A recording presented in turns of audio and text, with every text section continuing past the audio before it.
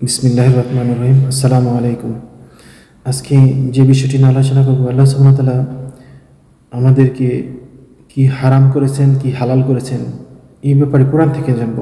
কারণ আমরা না জেনে অনেক আমাদের ধর্মীয় গুরুরা বলে যে এটা হালাল, এটা হারাম, এরকম ফতোয়া দেয়। আসলে এটা একটা প্রকাশ্য পাপ। এই ব্যাপারে আমরা কোরআন থেকে জানবো, কোরআনের আয়াতের মাধ্যমে জানবো আল্লাহ সুবহানাহু ওয়া তাআলা আমাদের জন্য কী বলছেন। প্রথমে যদি দেখি 7 নম্বর সূরা আরাব 32 নম্বরে আল্লাহ সুবহানাহু ওয়া তাআলা বলছেন, কুল মান হারামা জিনাতাল্লাহি আল্লাতী আখরাজা লিইবাদিহি ওয়া তাইবাতি মিনার রিজকি কুল হিয়া লিল্লাযীনা আমানু ফিল হায়াতিদ দুনিয়া খালিশাতান ইয়াওমাল কিয়ামাতি কাযালিকা নুফাসসিলুল আয়াতি লিকাউমিন ইয়ালামুন।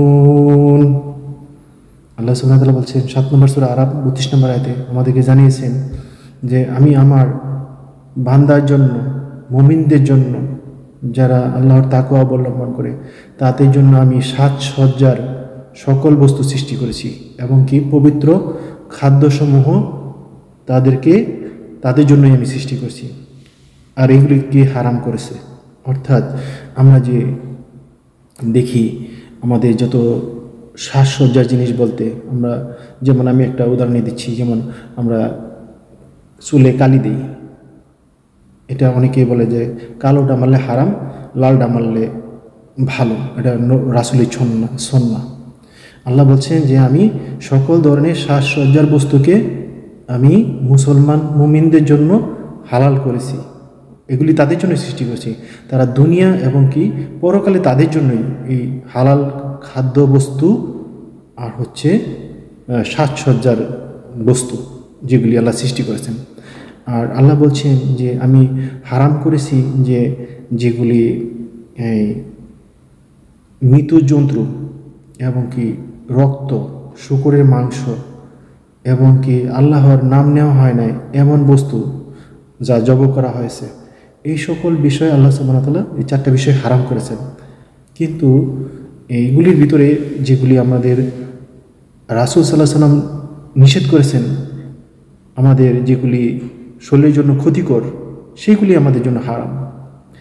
এর ভিতরে যদি দেখি যে আল্লাহ সুবহানাহু ওয়া তাআলা বলছেন যে আল্লাহর নাম নেওয়া হয় নাই, বা এরকম যদি মৃত গরুর মাংস হয় বা শূকরের মাংস হয়, যদি তোমরা নিরুপায় থাকো, সেখানে খাদ্যের কোনো সংকট বা নাই, এছাড়া কোনো উপায় নাই, তখন তোমরা যদি এটা আহার করো তখন তোমাদের জন্য এটা পাপ হবে না, যদি সীমা লঙ্ঘনকারী বা নাফরমানির উদ্দেশ্যে যদি না হয়। আল্লাহ সুবহানাহু ওয়া তাআলা এই কথাটাই বলছেন যে আল্লাহ সুবহানাহু ওয়া তাআলা ক্ষমাশীল এবং কি দয়ালু, আমাদেরকে ক্ষমা করে দেবেন যদি আমরা নিরুপায় হয়ে যাই, ওই অবস্থায় যদি পড়ে যাই, খাবার যদি না থাকে। আর আল্লাহ সুবহানাহু ওয়া তাআলা বলছেন 7 নম্বর সূরা আরাব 33 নম্বর আয়াতে আল্লাহ সুবহানাহু ওয়া তাআলা হারাম করেছেন গোপন এবং কি প্রকাশ্য অশ্লীলতা, মানে জিনাচার, অথচ এটাই আমরা বেশি বেশি করি। এগুলি আল্লাহ সুবহানাহু ওয়া তাআলা গোপন হোক আর প্রকাশ্যে হোক, যত ধরনের জিনা কার্যক্রম, অ্যাক্টিভিটিস, মুভমেন্ট আছে, এগুলি আল্লাহ সুবহানাহু ওয়া তাআলা হারাম করেছেন। আমরা মোবাইলে অনেক সময় খারাপ জিনিস দেখি, এটা আমাদের জন্য হারাম। আমরা যদি খারাপ কিছু করি তো ওটাও হারাম। জিনার কাজের ধারেও যেতে নিষেধ করছেন আল্লাহ সুবহানাহু ওয়া তাআলা, যে 17 নম্বর সূরা ইসরা 32 নম্বর আয়াতে যে তোমরা নিজে নেওয়ার নিকটবর্তী হও না, এটা শয়তানের কাজ, এর থেকে তোমরা দূরে থাকো। আল্লাহ আমাদেরকে এর থেকে যাতে দূরে রাখে আমরা সেভাবেই চেষ্টা করবো। আল্লাহ আমাদেরকে সকলকে তৌফিক দান করুন। আর আল্লাহ সুবহানাহু ওয়া তাআলা বলছেন যে আমি যা এভিডেন্স বা প্রমাণ দেই নাই বা সার্টিফিকেট দেই নাই, যা আমার নামে মিথ্যা অপবাদ করা হয়, ওইটাও আল্লাহ সুবহানাহু ওয়া তাআলা হারাম করেছেন। যে কোরআনে আল্লাহ বিধান দেন নাই, রাসূলের নামে মিথ্যা বলে চালিয়ে দেওয়া হয়েছে, এটা আল্লাহ সুবহানাহু ওয়া তাআলা হারাম করেছেন। আল্লাহ এই কথাটা বলছেন, যা সনদ আল্লাহ দেন নাই ওটা হারাম, না বলা হারাম, ওটা পাপ। আমরা যদি দেখি 4 নম্বর সূরা নিসা 50 নম্বর আয়াতে আল্লাহ সুবহানাহু ওয়া তাআলা বলছেন, উনজুর কাইফা ইয়াবতারুনা আলা আল্লাহিল কাযিবা ওয়া কাফা বিল্লাহি ইসমান মুবিনা।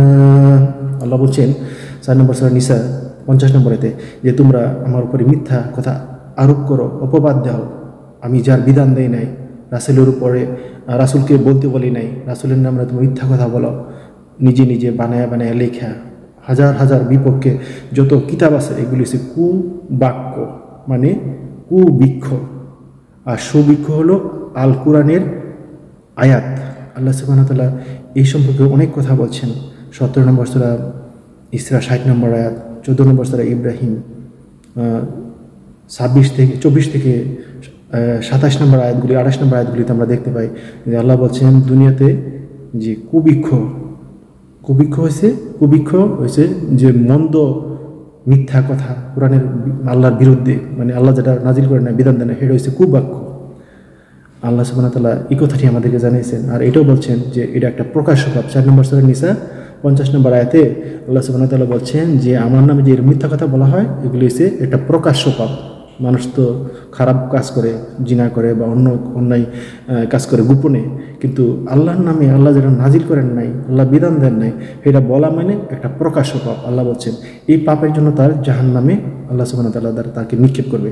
আল্লাহ আমাদেরকে যাতে আমরা এমন যা জানি না, যে বিষয়ে আমাদের কোনো জ্ঞান নেই, এটা নিয়ে এর পিছনে আমরা পড়ে থাকবো না। আল্লাহ সুবহানাহু ওয়া তাআলা বলছেন 17 নম্বর সূরা ইসরা 36 নম্বর আয়াতে, যে বিষয়ে তোমার জ্ঞান নেই তার অনুসরণও করো না এবং কি তার পিছনে পড়েও থাকো না। তুমি কোরআনের আয়াত পড়ো, অনেক তোমার কাছে যেটা মনে হয় সহজ, তোমার নিজের মাতৃভাষায় পড়ো, এর থেকে আমল গ্রহণ করো। আল্লাহ সুবহানাহু ওয়া তাআলা বলছেন 54 নম্বর সূরা কামার 17, 22, 32, 40, 51 এই আয়াতগুলিতে আল্লাহ সুবহানাহু ওয়া তাআলা বলছেন যে আমি কোরআন সহজ করে দিছি তোমাদের জন্য, কেউ কি আসো উপদেশ গ্রহণ করার জন্য? আল্লাহ সুবহানাহু ওয়া তাআলা আমাদেরকে আহ্বান করছেন কোরআন থেকে উপদেশ নিয়ে জীবনযাপন করার জন্য। আল্লাহ আমাদেরকে সকলকেই যাতে কোরআন থেকে উপদেশ নিয়ে জীবনযাপন করতে পারে, আল্লাহ আমাদেরকে সকলকেই তৌফিক দান করুক। আসসালামু আলাইকুম।